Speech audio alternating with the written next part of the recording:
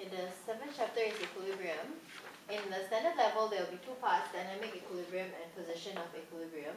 In dynamic equilibrium, you're supposed to define or describe this dynamic equilibrium, okay? So the expected answer will be, firstly, in a dynamic equilibrium, the rate of forward reaction is equal to the rate of reverse reaction. Okay, so this is the first description that they want you to say. And then the second one will be concentration of products and reactants remain constant. Okay, so this one you have to clearly explain to your student. Constant doesn't mean they are the same. They can be the same, but they don't have to be the same. Okay, so they may ask you to like plot, or rather explain in graphical rate and then time.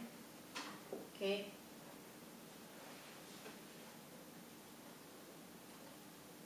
Okay, so let's say this is the rate of your forward reaction. This is the rate of your reverse reaction. Very importantly, at dynamic equilibrium, the rate needs to be the same. Okay, the forward and the reverse need to be the same. But say you're plotting your concentration against time. Okay, if this is your product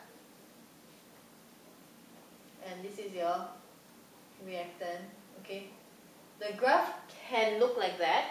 So when the graph becomes horizontal, when the line becomes horizontal, you know that equilibrium has been achieved, okay? But for this, they can also be the same. The concentration at equilibrium can be the same, but most importantly, once equilibrium is attained, the line becomes horizontal, okay? It can also become like, okay, three are possible, okay, for the concentration, but for the rate, they must be the same, okay, when equilibrium is attained, okay? The next one is position of equilibrium. You need to know how to write a KC, which is the equilibrium expression of a reaction. Let's say, for example, I have A amount of A reacting with B amount of B, giving me something like that, okay? So unlike, well, this reversible arrow shows that your reaction is a reversible reaction where equilibrium can be attained. Unlike your rate expression in the previous chapter, which can only be determined through experiment, the KC expression or the equilibrium constant expression of your reaction can be determined just by looking at the equation, okay?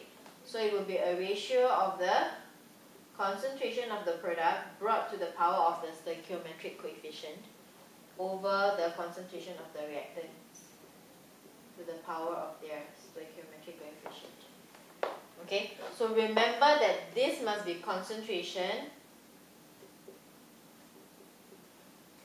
and not number of moles. Okay, later you will discover that in the questions they often use number of moles instead of concentration. Okay, the students may be trapped to using the number of moles to put inside the expression, which can result in the wrong answer. Okay, so if you realize this KC is the ratio between the concentration of the right hand side, product in the right hand side, and the left hand side, okay? So the higher the KC, when you realize that the KC is higher, you will know that the concentration of CR or E is greater than A or B. Okay, the greater the KC, okay? So the smaller the KC, it will be the other way around. So by using Kc, you can know the extent of reaction.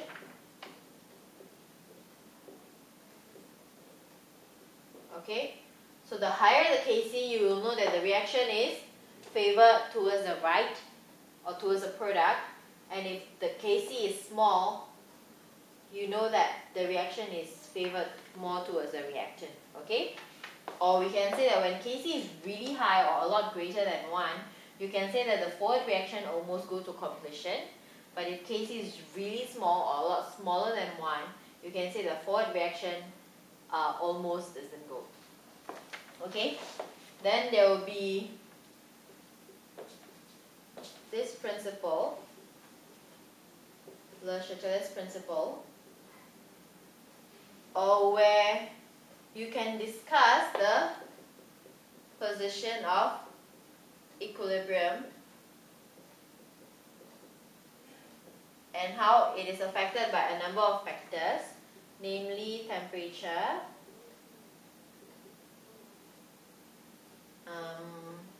pressure, concentration, and catalyst. Okay? You need to also mention to your student that this Kc is always a constant at the same temperature. As long as the temperature is the same, doesn't matter what you change. You can change the pressure, you can change the concentration, you can remove some reactant from here, or you can add catalyst, the Kc will stay the same when the temperature is the same. So you need to emphasize that to your students, okay?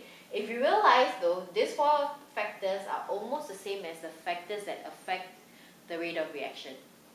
So in many questions, this also will be tested, okay? So they will ask for the temperature, like how it will affect the position of equilibrium, and how it will affect the rate of reaction. So just take note of that.